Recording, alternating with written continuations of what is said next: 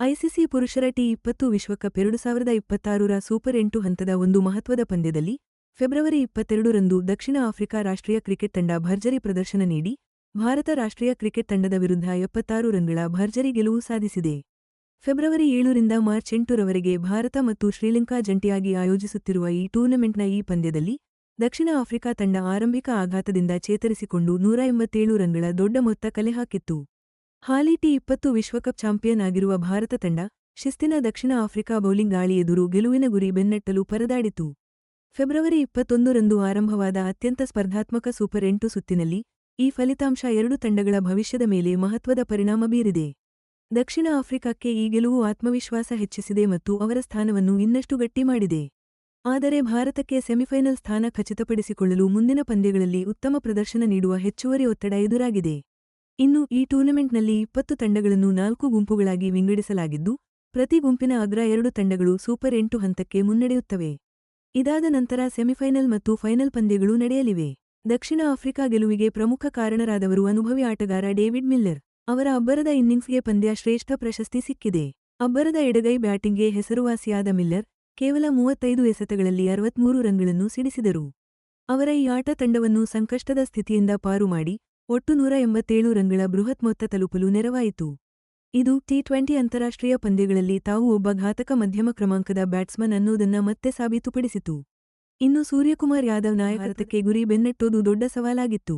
Bharat T20 ತಂಡದ ನಾಯಕ ಹಾಗೂ ಪ್ರಮುಖ ಬಲಗೈ ಮಧ್ಯಮ ಕ್ರಮಾಂಕದ ಬ್ಯಾಟ್ಸ್ಮನ್ ಸೂರ್ಯಕುಮಾರ್ ಯಾದವ್ 22 ಎಸೆತಗಳಲ್ಲಿ ಕೇವಲ 18 ರನ್ ಮಾತ್ರ ಗಳಿಸಿದರು.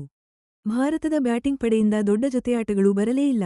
ಹೆಚ್ಚಾಗುತ್ತಾ ಹೋಗುತ್ತಿದ್ದ ರನ್ರೇಟ್ ಒತ್ತಡಕ್ಕೆ ಸಿಲುಕಿ ಭಾರತೀಯ ಬ್ಯಾಟ್ಸ್ಮನ್ಗಳು ಕುಸಿದರು. ಈ ಫಲಿತಾಂಶ ಟಿ20 ವಿಶ್ವಕಪ್ ಪಂದ್ಯಗಳಲ್ಲಿ ಪ್ರತಿಯೊಬ್ಬ ಆಟಗಾರನ ವೈಯಕ್ತಿಕ ಪ್ರದರ್ಶನ ಮತ್ತು ಒತ್ತಡದ ಸಂದರ್ಭದಲ್ಲಿ ಪಂದ್ಯ ಗೆಲ್ಲಿಸುವ ಆಟಗಾರನ ಮಹತ್ವ ಎಷ್ಟು ಅನ್ನೋದನ್ನ ಸ್ಪಷ್ಟಪಡಿಸುತ್ತದೆ. ಸೌತ್ ಆಫ್ರಿಕಾ ಬೌಲರ್ಗಳು ಪಂದ್ಯದುದ್ದಕ್ಕೂ ಭಾರತಕ್ಕೆ ರನ್ ಗಳಿಸೋಕೆ ಅಷ್ಟು ಅವಕಾಶ ಕೊಡಲೇ ಇಲ್ಲ. ಅದರಲ್ಲೂ ಸೌತ್ ಆಫ್ರಿಕಾದ ಎಡಗೈ fast seam allrounder Marco Jansen ಭಾರತದ ಬ್ಯಾಟ್ಸ್ಮನ್ಗಳನ್ನ ಕಟ್ಟಿಹಾಕುವಲ್ಲಿ ಪ್ರಮುಖ ಪಾತ್ರ ವಹಿಸಿದ್ರು. ಅವರ ಜೊತೆಗೆ ವೇಗಿ ಲುಂಗಿ ಎಂಗಿಡಿ ಕೂಡ ಟೈಟ್ ಬೌಲಿಂಗ್ ಮಾಡುವ ಮೂಲಕ ತಂಡಕ್ಕೆ ನೆರವಾದ್ರು. ಏಡನ್ ಮಾರ್ಕ್ರಾಮ್ ನೇತೃತ್ವದಲ್ಲಿ ಸೌತ್ ಆಫ್ರಿಕಾ ಬೌಲರ್ಗಳ ಒಗ್ಗಟ್ಟಿನ ಪ್ರದರ್ಶನದಿಂದಾಗಿ ಭಾರತಕ್ಕೆ ಆರಂಭದಲ್ಲಿ ಆದ ಆಘಾತದಿಂದ ಮತ್ತೆ ಚೇತರಿಸಿಕೊಳ್ಳೋಕೆ ಸಾಧ್ಯನೇ ಆಗ್ಲಿಲ್ಲ. ಇನ್ನು ಬೌಲಿಂಗ್ ವಿಭಾಗದಲ್ಲಿ right arm off spinner Washington Sundar ಮತ್ತು ಮಿಸ್ಟರಿ ಲೆಗ್ ಸ್ಪಿನ್ನರ್ ವರುಣ್ ಚಕ್ರವರ್ತಿ ಸೌತ್ ಆಫ್ರಿಕಾದ ಸ್ಕೋರನ್ನು ಕಂಟ್ರೋಲ್ ಮಾಡೋ ಪ್ಲಾನ್ ಇಟ್ಕೊಂಡಿದ್ರು. ಆದ್ರೆ ಮಿಲ್ಲರ್ ಕೊನೆಯ ಹಂತದಲ್ಲಿ ಮಾಡಿದ ಬ್ಯಾಟಿಂಗ್ ಅಬ್ಬರ ಎಲ್ಲ ಲೆಕ್ಕಾಚಾರಗಳನ್ನೂ ಬುಡಮೇಲು ಮಾಡಿ ಸೌತ್ ಆಫ್ರಿಕಾವನ್ನ ಭಾರತಕ್ಕೆ ಸಿಗಲಾರದಷ್ಟು ಎತ್ತರಕ್ಕೆ ಕೊಂಡೊಯ್ತು. ಒಟ್ಟಾರೆ ಹೇಳೋದಾದ್ರೆ ಸೌತ್ ಆಫ್ರಿಕಾ ಬೌಲರ್ಗಳು ವೇಗ ಮತ್ತು ಸ್ಪಿನ್ ಎರಡನ್ನೂ ಸರಿಯಾಗಿ ಬೆಳೆಸಿಕೊಂಡು ಭಾರತದ ವಿರುದ್ಧ ತಮ್ಮ ಟೋಟಲ್ ಡಿಫೆಂಡ್ ಮಾಡ್ಕೊಂಡಿದ್ದು ನಿಜಕ್ಕೂ ಮುಖ್ಯವಾಗಿತ್ತು. ಟಿ20 ವಿಶ್ವಕಪ್ 2026ರ ಮಾದರಿ ಹೇಗಿರುತ್ತೆ ಅಂದ್ರೆ ಮೊದಲಿಗೆ ಗುಂಪು ಹಂತ ಇರುತ್ತೆ, ಆಮೇಲೆ ಸೂಪರ್ 8, ಸೆಮಿಫೈನಲ್ಸ್, ಮತ್ತೆ ಮಾರ್ಚ್ 8ರಂದು ಭಾರತದ ಅಹಮದಾಬಾದ್ನಲ್ಲಿ ಅದ್ದೂರಿ ಫೈನಲ್ ಇರುತ್ತೆ. ಭಾರತ ಮತ್ತು ಶ್ರೀಲಂಕಾ ಸೇರಿ 8 ಕಡೆ ಈ ಟೂರ್ನಿಗೆ ಆತಿಥ್ಯ ನೀಡ್ತಿರುವುದ್ರಿಂದ ಸೂಪರ್ 8ರ ಪ್ರತಿ ಪಂದ್ಯವೂ ತುಂಬಾನೇ ಮಹತ್ವ ಪಡೆದುಕೊಂಡಿದೆ. ಭಾರತ ಗ್ರೂಪ್ ಎಯಲ್ಲಿ ಟೂರ್ನಿ ಶುರು ಮಾಡ್ತು, ಇನ್ನು ದಕ್ಷಿಣ ಆಫ್ರಿಕಾ ಆರಂಭಿಕ ಗುಂಪು ಹಂತದಲ್ಲಿ ಗ್ರೂಪ್ ಡಿಯಲ್ಲಿತ್ತು.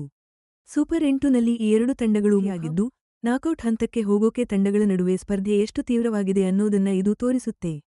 ಇನ್ನು 2024ರ ಟಿ20 ವಿಶ್ವಕಪ್ ಗೆದ್ದಿದ್ದ ಭಾರತಕ್ಕೆ ಈ ಸೋಲು ಮುಂಬರುವ ಸೂಪರ್ 8 ಪಂದ್ಯಗಳಿಗಾಗಿ ತಮ್ಮ ಸ್ಟ್ರಾಟಜಿ ಮತ್ತೆ ಟೀಮ್ ಕಾಂಬಿನೇಷನ್ ಬಗ್ಗೆ ತಕ್ಷಣವೇ ಮತ್ತೆ ಯೋಚಿಸೋಕೆ ಪ್ರೇರಣೆ ನೀಡಿದೆ. ಆದ್ರೆ ದಕ್ಷಿಣ ಆಫ್ರಿಕಾದ ಗೆಲುವು ಈ ಮಹತ್ವದ ಟ್ರೋಫಿ ಗೆಲ್ಲೋದಕ್ಕೆ ಅವರಿಗೆ ಗಟ್ಟಿ ಅಡಿಪಾಯ ಹಾಕಿದೆ. ಟೂರ್ನಿಯ ನಿರ್ಣಾಯಕ ಹಂತದ ಶುರುವಲ್ಲೇ ಬಲಿಷ್ಠ ತಂಡದ ವಿರುದ್ಧ ತಮ್ಮ ಸಾಮರ್ಥ್ಯ ತೋರಿಸಿಕೊಟ್ಟಿದ್ದಾರೆ.